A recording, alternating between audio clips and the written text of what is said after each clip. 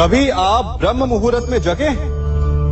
जगकर देखिए, संध्या होने के पश्चात जब रात्रि का अंधकार सारे संसार को धीरे धीरे अपने अंधकार में निगलने लगता है, तो यही अंधकार ब्रह्म मुहूर्त में भोर होने से ठीक पूर्व तनिक अधिक काला हो जाता है। कुछ समझे? हमारा जीवन भी कुछ ऐसा ही होता है। जब हमारे जीवन की समस्याएं अपने अंत पर होती है, तो यही समस्याएं एक भीषण रूप लेकर हमारे समक्ष प्रस्तुत हो जाती है और ऐसे परिस्थिति में अधिकतर लोग हार मान जाते हैं, भय खा जाते हैं। परंतु यदि आप हार न माने, भय न खाएं, दृढ़ रहें, निरंतर आगे बढ़ते रहें, तो प्रकाश के रूप में हमारा स्वागत करने के लिए सूर्य उदय सदा हमारे समक्ष प्रस्तुत रहेगा। आपने बरगद के वृक्ष को देखा है? जितना विशाल उतना दृढ़। पतझड़ में वो सूख जाते हैं, परंतु दुर्बल नहीं होते, टूटकर गिरते नहीं। और उसके विपरीत दलदल में उपजे वृक्षों को देखिए, वो दिखने में तो बड़े होते हैं, पतझड़ आए या शीत सदा हरे भरे होते हैं, परंतु इतने दुर्बल होते हैं कि जलधारा के हल्के से वेग से वो गिर जाते हैं। परंतु ऐसा क्यों होता है?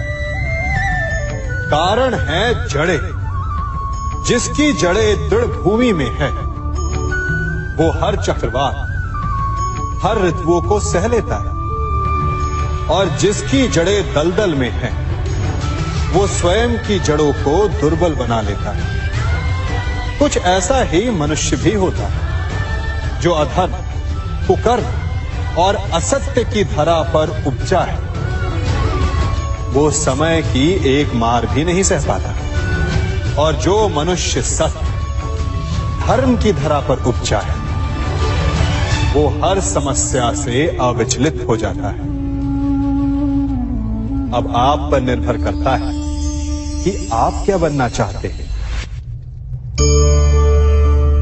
हमारे जीवन में मित्र और शत्रु बड़ा महत्व रखते हैं। यदि गंभीरता से सोचा जाए तो ऐसा कोई क्षण नहीं जब हम अपने मित्रों के बारे में ना सोचते हो या फिर अपने शत्रुओं के बारे में।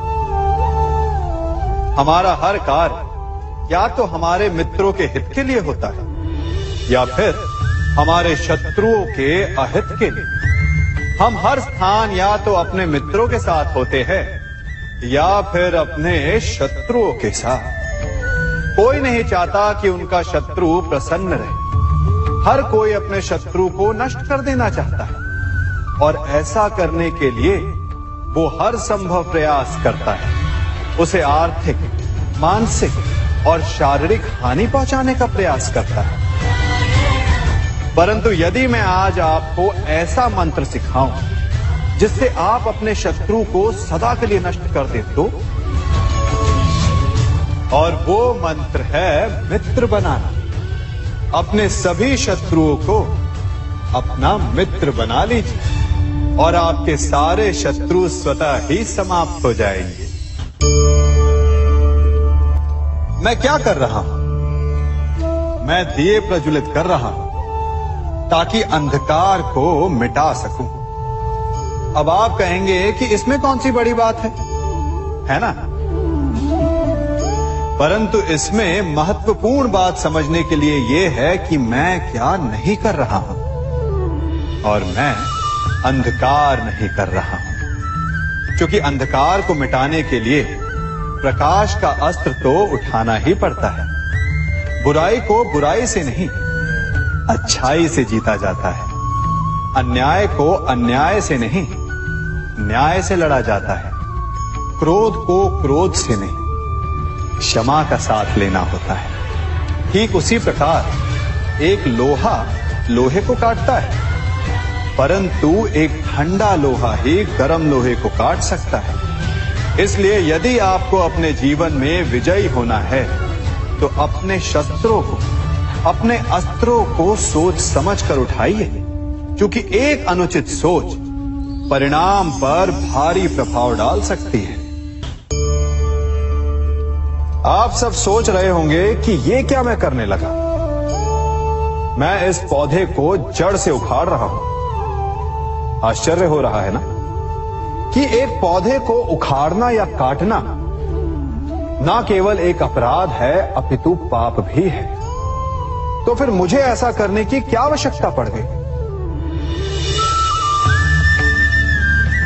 क्योंकि कई बार विनाश ही सृजन तक पहुंचाता है। यदि नया भवन बनाना हो तो पुराने भवन को गिराना पड़ता है। व्यवस्था को परिवर्तित करने के लिए क्रांति लानी पड़ती है। और उसी प्रकार यदि किसी वृक्ष या किसी पौधे की जड़ों में घुन लग जाए या उसका मूल सड़ जाए तो उसे जड़ से उखाड़ देना ही श्रेयस्कर होता है, ताकि उस स्थल पर नए पौधे उपज सके। युद्ध करना पर्याय नहीं, परंतु कभी कभी शांति के लिए युद्ध करना आवश्यक हो जाता है। संसार में सबसे श्रेष्ठ क्या है? फूल या कांटे, प्रेम या घृणा, संपन्नता या दरिद्रता, मित्र या शत्रु? बताइए। अब आप भी कहेंगे कि भला ये कोई पूछने की बात हुई?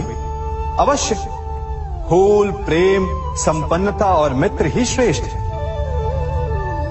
परंतु क्या आपने अपने जीवन में कभी सोचा है कि हर एक भाव, हर एक वस्तु, हर एक घटना का एक गुण धर्म होता है?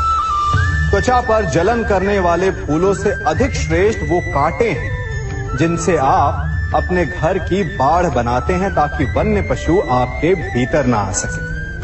वो प्रेम श्रेष्ठ नहीं जो आपको अंधा, लोभी, पक्षपाती बनाता। वो घृणा श्रेष्ठ है जो आपको नया मार्ग दिखाते।